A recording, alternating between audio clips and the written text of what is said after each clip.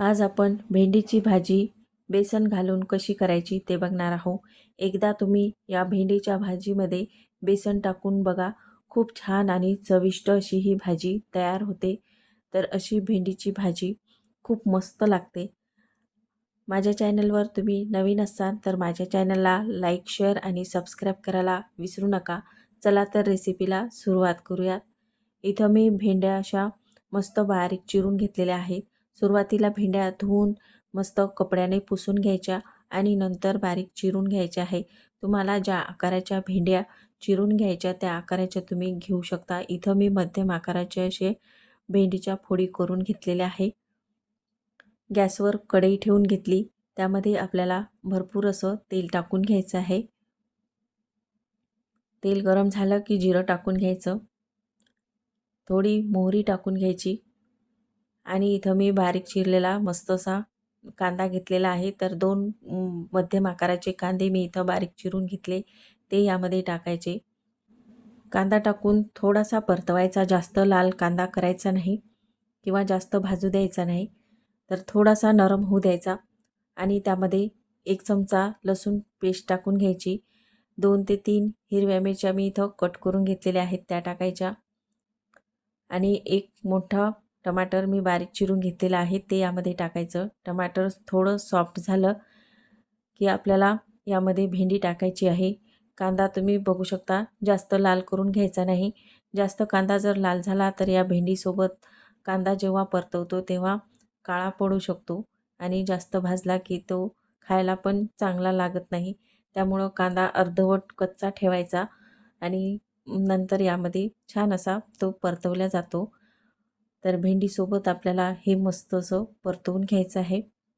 भेंडी थोडा वेळ आपल्याला अशीच ठेवायची आहे, याच्यावर झाकण ठेवायचं नाही। अशीच ही भेंडी मस्त परतवून घ्यायची। इथं मी बाजूला गॅसवर मस्त असा तवा ठेवून त्यावर बेसन टाकून घेतलेलं आहे।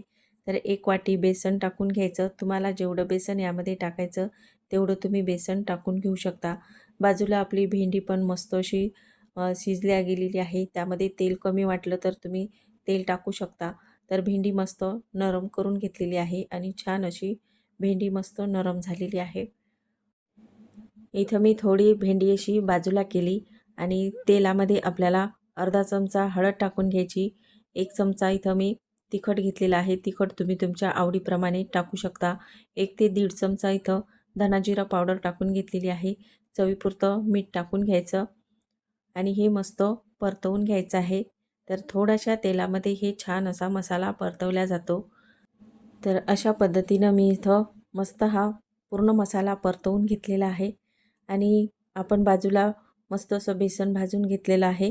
तर ते बेसन घ्यायचं आणि या भेंडीमध्ये आपल्याला हे बेसन सोडून घ्यायचं आहे। तर या सर्व मसाल्यासोबत मस्त हे बेसन परतवून घ्यायचं। तर अशी ही भेंडी मसाला खूप मस्त आपली ही भाजी तयार होते। तुम्ही ही अशी भाजी मोकळीसुद्धा ठेवू शकता, खूप छान लागते खायला।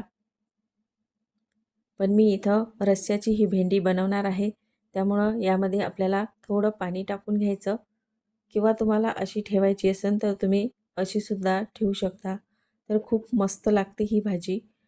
इथे मी थोडी कोथिंबीर टाकून घेतलेली आहे आणि ही या भाजीमध्ये मस्त अशी परतवून घ्यायची आणि इथं आपल्याला पाणी टाकून घ्यायचं आहे।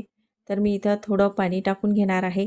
तुम्हाला ही भाजी कोरडी ठेवायची असेल तर तुम्ही कोरडी ठेवू शकता, पण मी इथं मस्त अशी पातळ भाजी करून घेणार आहे। बेसन भेंडी खूप छान होते अशी, अशी खायला पण खूप मस्त लागते। तुम्हाला जशी पातळ करायची तशी तुम्ही करू शकता।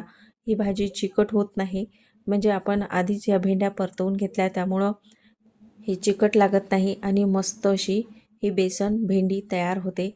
तर अशा पद्धतीची ही भेंडीची भाजी करायची, थोडी शिजू द्यायची आहे। तर बघू शकता रंगही खूप छान आलेला आहे या भाजीचा आणि खायला पण खूप मस्त लागते। अशी ही भाजी सर्वजण आवडीने खातील। तुम्ही ही भाजी चपातीसोबत, भाकरीसोबत खाऊ शकता, इतकी छान लागते।